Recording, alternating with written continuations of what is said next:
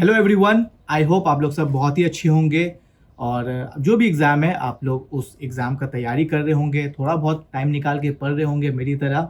और I know video जो है वो काफ़ी काफ़ी ज़्यादा देर से आया बिकॉज़ मेरे भी कुछ एग्ज़ाम्स एंड ऑल चल रहे थे, तो उसके वजह से I was busy. So in this video मैं बात करने वाला हूँ एक बहुत ही इम्पॉर्टेंट सब्जेक्ट में, जो हो गया इकोनॉमिक्स में, वो है इकोनॉमेट्रिक्स, जिसको हम लोग शॉर्ट फॉर्म में बोलते हैं। हम ही लोग ने नाम दिया है इकोट्रिक्स। नाउ इकोनॉमेट्रिक्स जब क्वेश्चन आता है तो लोग जो इकोनॉमिक्स स्टूडेंट्स हैं वो इस क्वेश्चन को ऑप्शनल रखते हैं कि आएगा तो छोड़ देंगे। ऑलरेडी माइंड में रहता है कि इकोनॉमेट्रिक्स का सम्स को हम लोग को अटेम्प्ट नहीं करना है।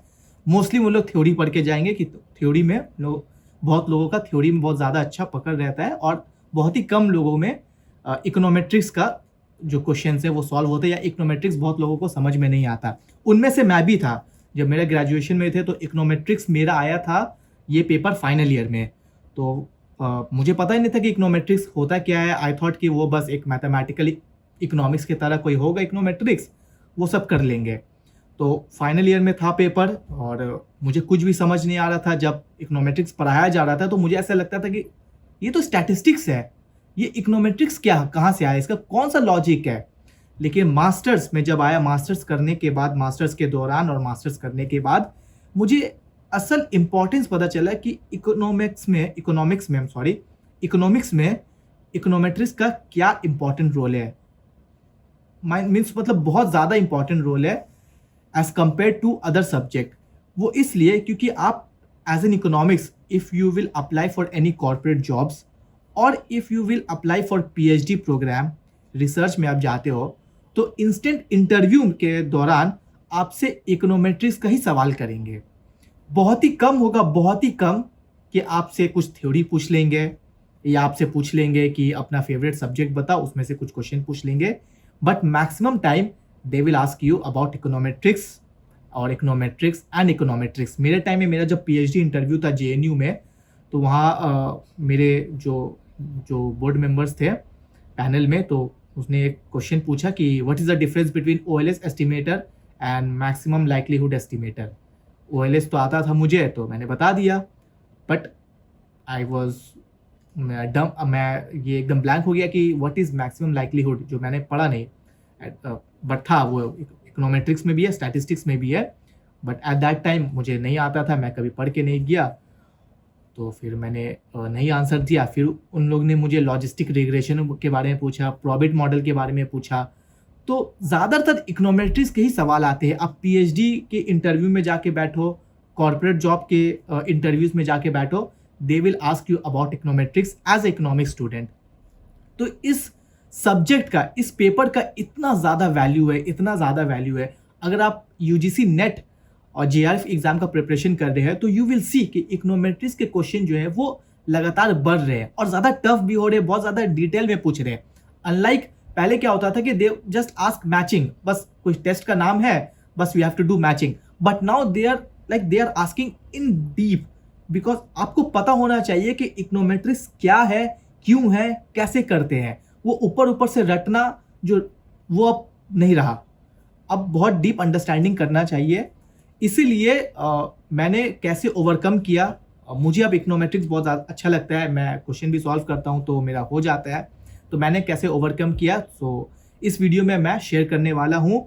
और तो चलिए स्टार्ट करते हैं इस वीडियो को। तो सबसे पहला कि आप इकोनॉमेट्रिक्स के एक बुक खरीद लें। तो हालांकि मैंने सारे टॉपिक्स के, सारे सब्जेक्ट के बुक लिस्ट तो मैंने बता दिए हैं, आप मेरे वीडियोस जाके देख सकते हो। कम ही वीडियोस है मेरे चैनल पे, या फिर आप आई बटन में जाके देख सकते हो कौन कौन से पेपर के लिए, माइक्रो या मैक्रो के लिए, कौन कौन से पेपर या सब्जेक्ट के लिए कौन कौन सा बुक बेस्ट है। इकोनॉमेट्रिक्स में ये बुक बेस्ट है। ये बुक आपके पास होना चाहिए। पीडीएफ नहीं, पीडीएफ एकदम नहीं, ये फिजिकल आप खरीदो। कहाँ से मिल रहा है, कहीं से जुगाड़ करो, लाइब्रेरी से लेके आओ, उसको परचेस करो, कुछ भी करो। ये बुक होना चाहिए। Damodar N Gujarati, Don C Potter, Sangeeta Gunasekar. I am sorry अगर मेरा प्रोनाउंसिएशन थोड़ा गलत हो रहा है, तो आई एम रियली सॉरी। ये बुक आपके पास होना चाहिए। आप इसको गौर से देख लो, स्क्रीनशॉट लेना है ले लो। ये बुक आपके बुक शेल्फ में होना चाहिए अगर आपको इकोनॉमेट्रिक्स से डर लगता है। तो ये होना चाहिए बुक। स्टार्ट कैसे करेंगे?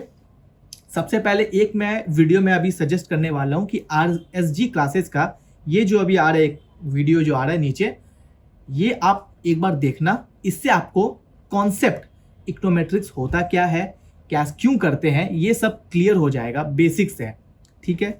उसके बाद आपको इकोनोमेट्रिक्स को समझना होगा, क्योंकि आप जब PhD करोगे तो वहाँ पर जब आप सॉफ्टवेयर चलाओगे, बेसिकली स्टेटा चलाओगे, तो आपको इकोनोमेट्रिक्स का नॉलेज होना चाहिए, तभी आप कर पाओगे रिसर्च, तभी आप वेरिएबल्स को कर पाओगे, डमी वेरिएबल्स डाल पाओगे, ऑटो कोरिलेशन चेक कर पाओगे, हेटेरोस्केडास्टिसिटी चेक कर पाओगे, मल्टी कोलिनियरिटी चेक कर पाओगे। ये कब? जब आपको इकोनोमेट्रिक्स का नॉलेज होगा।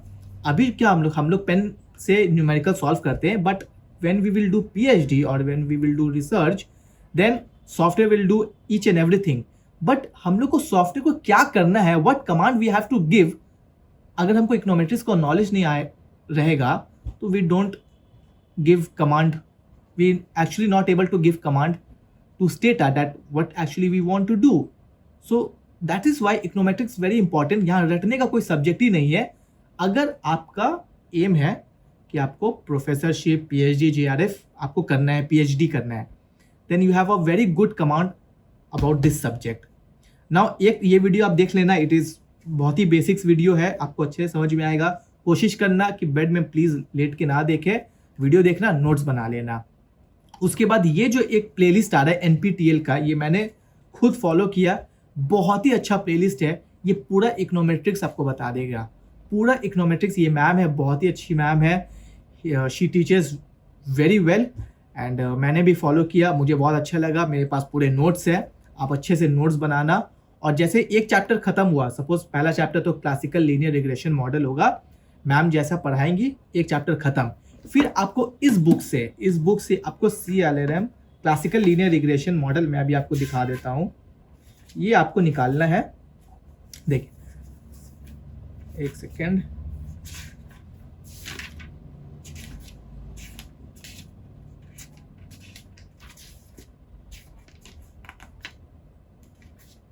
Just a minute. 2 वेरिएबल दिख रहा है, 2 वेरिएबल रिग्रेशन।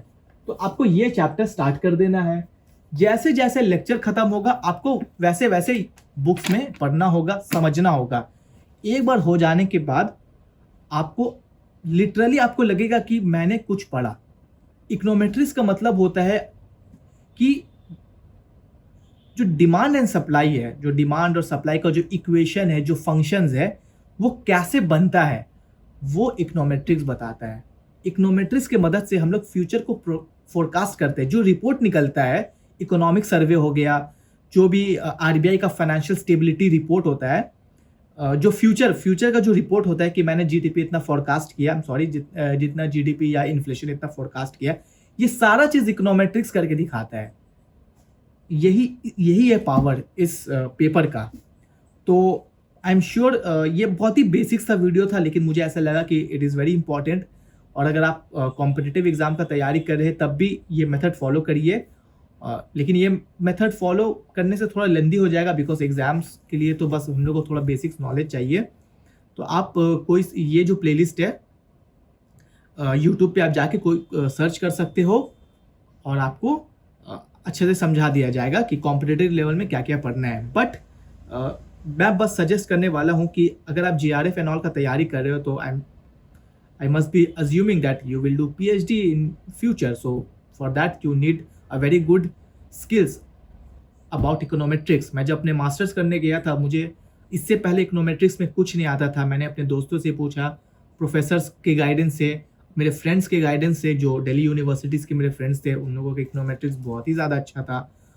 तो उनके गाइडेंस की वजह से मेरा इकोनोमेट्रिक्स अच्छा होने लगा और मुझे समझ में आता है कि अपनाओ क्या है, और मैं चला भी लेता हूँ प्रोग्राम्स। डेटा में मैं अच्छा से रिग्रेशन एंड ऑल भी कर लेता हूँ।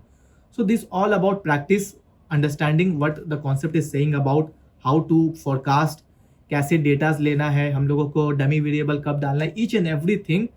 ये कब आप कर पाओगे, जब तक आपको समझ में नहीं आएगा। ये वीडियोस बनाने का यही मकसद था कि जो लोग डरते हैं कि नहीं इकोनोमेट्रिक्स को एकदम छोड़ के जाने वाले, इकोनोमेट्रिक्स तो अगर हम छोड़ भी देंगे तब भी मेरा अच्छा मार्क्स उठ जाएगा, नो डाउट वो तो आ जाने वाला है, लेकिन इकोनोमेट्रिक्स आपको फ्यूचर में काम आने वाला है।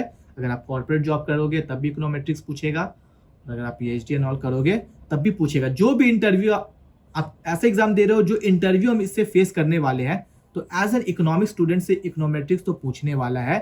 100 से लेके 200% तक फुल श्योरिटी है। आई होप ये वीडियो, छोटा सा वीडियो है, नॉट सो मच छोटा सा, ये वीडियो बहुत ही अच्छा लगा होगा। और नेक्स्ट वीक से वीडियो आने वाले हैं। अब मैं क्या करने वाला हूँ कि वेडनेसडे और संडे 2 वीडियो मैं डालूंगा।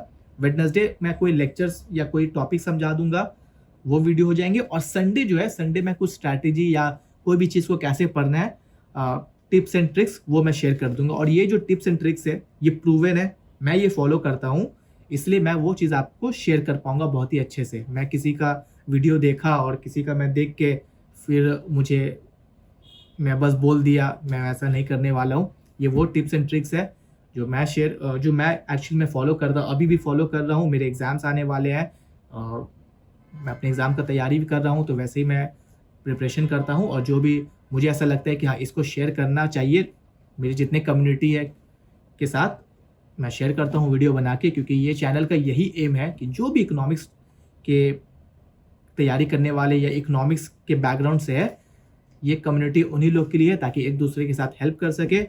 आई होप ये वीडियो आपको बहुत ज़्यादा अच्छा लगेगा। इफ़ यस तो please consider it just by subscribing my channel, hit the bell icon for the notification, like करना, सारे ग्रुप्स में शेयर्स कर देना। And I will see you in the next video. तब तक के लिए अलविदा।